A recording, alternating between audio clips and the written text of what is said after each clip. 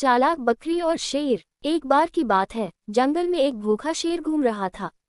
वह शिकार की तलाश में इधर उधर भटक रहा था, लेकिन उसे कुछ भी खाने को नहीं मिला।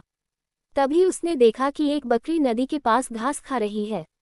शेर के मुंह में पानी आ गया और वह धीरे धीरे बकरी की ओर बढ़ने लगा। शेर बोला, अरे बकरी, तुम्हारी घास खाने की हिम्मत कैसे हुई? यह नदी का इलाका मेरा है, अब तुम्हें इसकी कीमत चुकानी पड़ेगी। बकरी ने बिना घबराए उत्तर दिया, ओह महाराज, ये तो मैंने सोचा ही नहीं था। कृपया मुझे माफ कर दीजिए, मैं आपकी बात मानती हूँ। शेर ने हैरानी से कहा, तुम इतनी आसानी से मान जाओगी? मुझे तुम्हारा ये स्वभाव पसंद आया। बकरी ने मुस्कुराते हुए कहा, लेकिन महाराज, आपको भी तो अपनी शाही गरिमा का ध्यान रखना चाहिए।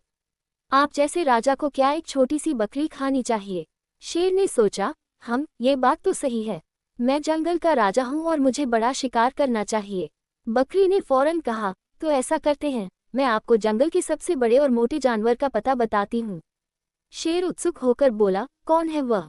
जल्दी बताओ। बकरी ने शरारत से कहा, वह आप ही हैं, महाराज। आपके जैसा मोटा और ताकतवर कोई नहीं। अगर आप खुद को खाएंगे, तो ये जंगल का सबसे बड़ा भोज होगा।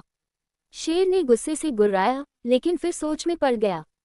बकरी ने इस मौके का फायदा उठाया और वहां से भाग गई।